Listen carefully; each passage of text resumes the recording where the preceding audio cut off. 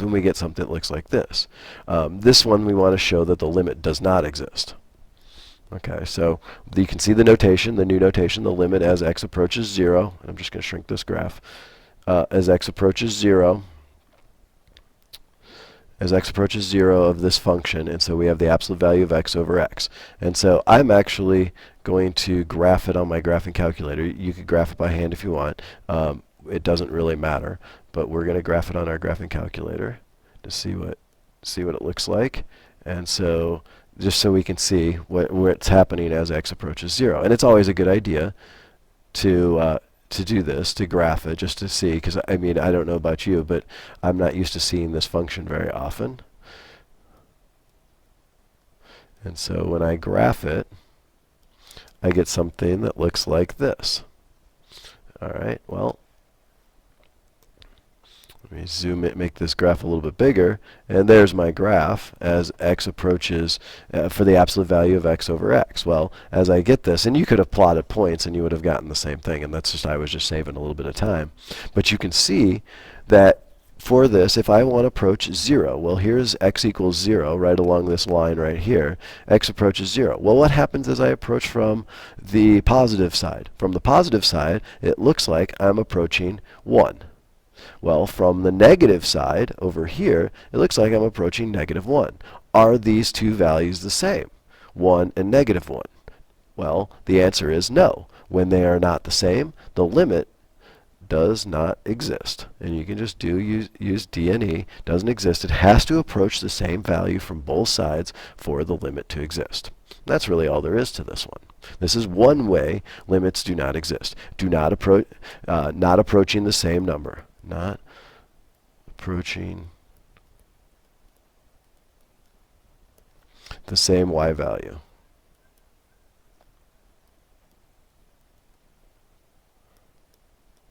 Okay, when they don't approach the same y value, it's a does not exist. Okay, does not exist, 1, when not approaching the same y value. That is something that is very important. Remember that. Okay, and you can see this is what they're talking about down here. And I'll show it to you so you can look at it. But this is all delta stuff. You don't really need to worry about it. So we're going to move along. And so then another one that says discuss the existence of a limit. Well, I'm going to get rid of this graph again because I'll just graph it on my graphing calculator. But we're going to approach 0. So if I go ahead and graph this one, and because I'm graphing it because I don't necessarily know what this one looks like every time. And so if I graph it as I approach 0, look at my graph. Let me zoom in on this graph. Well, what's happening? As I approach 0, as I get closer and closer to 0 in the x values from the positive side, the graph looks like it shoots up to infinity. Well, this is where we have to have a discussion about what infinity is. On the other side, as I approach x from the negative side, so as I get closer to 0 from the negative side, I also approaches infinity. Well, the question is this: is infinity a number? And that answer is no. Infinity is actually a concept, and the concept of infinity is the biggest thing you can ever think of. Because how I always think about this, that infinity is not a number, is count the numbers from 1 to infinity. Well, if you count the numbers from 1 to infinity, you end up you get way up to infinity, it's a huge number, and then I say, okay, well, let's do this. Let's count by 2s until we get to infinity. Well, is the group of counting by 1s to infinity bigger or smaller than the group of counting by 2s to infinity? So if you think about that, infinity is just a concept. It's not really a number. So we're not really approaching any value. So again, this one is a does not exist. Because we want to know what happens when the limit of what y value is it approaching. Since it approaches infinity, so the second one here does not exist when the graph y values approach infinity. Now, what happens if this graph was flipped upside down? Well, the only difference is that kind of messes up my little arrows there, but the only difference is when I flip it upside down is the fact that the graph still doesn't. They're approaching negative infinity, and that's really the only change to that one, is that those are approaching negative infinity, but it still falls into it approaching infinity, and therefore it does not exist. And then the last one is, well, what happens if we approach, if my graph, let me flip the graph back over. What happens if my graph would have originally been not both going up or both going down? What happens, the only other option is, what if one goes up and one goes down? And so say like this guy over here wasn't going up, it was doing this.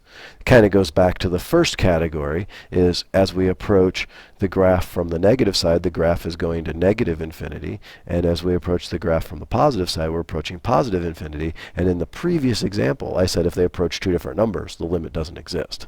So that's what we're talking about. Remember, limits are asking you, what is the y value when x gets really close to this value up here that I just put in the box? So that's what limits are all about.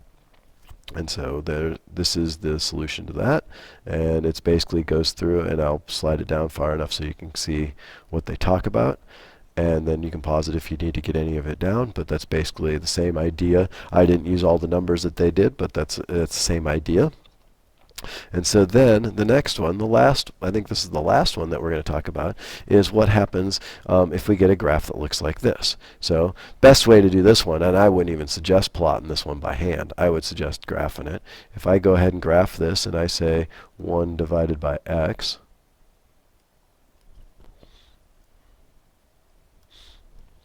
and I graph it, it would help if I was in radian mode. Make sure you're in radian mode, not degrees. Right, so if I graph it, I get something that looks like this. Well, there's the first zoom in. Okay, it looks something like that. You can't really see what's going on. So I'm going to go back and I'm going to try this again. I'm going to zoom in. And if I zoom in on this one, let's just do zoom trig, just because that would be a little bit better, but it's not much better. It looks something like this, and so I'm going to make it a little bit bigger. You can see, still don't know exactly what's happening as I get close to 0.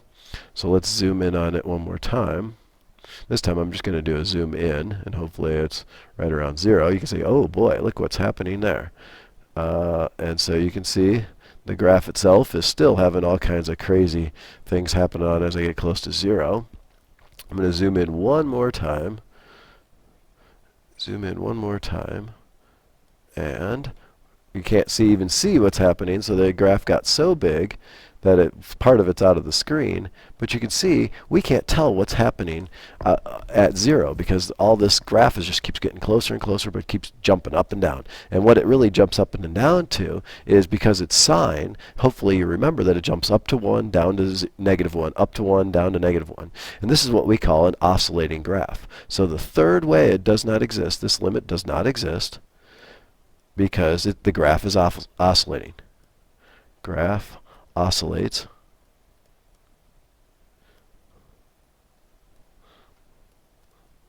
Oscillates. When the graph oscillates from one number to another, the limit does not exist. And so that's really what we're talking about. So there are 3 ways limits do not exist.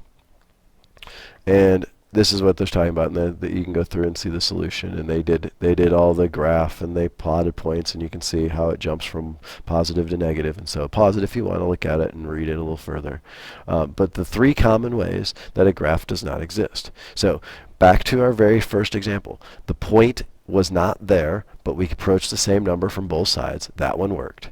The second one, the point was there but not on the graph itself, but the graph still approached the same number. The y values were the same as we approached the x value. So that was the second way that worked. And then these are the 3 ways it doesn't work. So this was the example. Approach a different number from the left and from the right. That was one. That was the first one I told you. The second one, increase or decrease without bound as we approach it. That was the infinity one. This was infinity. And the final one, and I think this one up here was example 3, I believe. This one was example 4. And the last one oscillates between two fixed values, like from -1, +1, -1, +1, and that was example 5. And so this is the summary of the whole section. Make sure that you really understand this, and please be prepared to work on the homework. Thank you very much. Hope you enjoyed the first webinar.